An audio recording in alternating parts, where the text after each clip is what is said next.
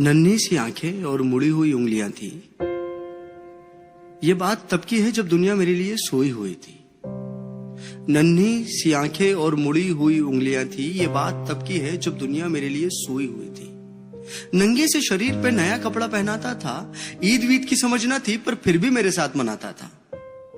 घर में खाने के वांदे थे पर एफडी में पैसा जुड़ रहा था और उसके खुद के सपने अधूरे थे पर मेरे लिए बुन रहा था। ये बात तब की थी जब दुनिया मेरे लिए सोई हुई थी। वक्त कटा, साल बढ़ा पर तब भी सब अनजान था। मैं फिर भी उसकी जान था। बिस्तर को गीला करना हो या फिर रातों को रोना, एक बाप ही था जिससे छीना मैंने उसका सोना था।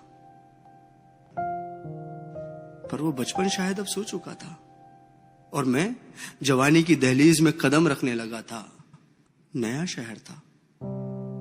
नए शहर की हवा मुझ पे चढ़ने लगी थी। अपने बाप की हर नसीहत मुझे एक बचपना लगने लगी थी।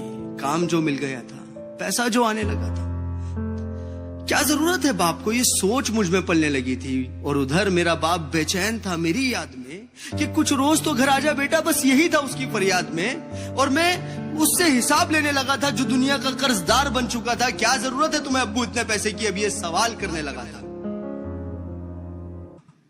अब घड़ी का कांटा फिर पलट चुका था। कल तक मैं किसी का बेटा था, आज किसी का बाप बन चुका था।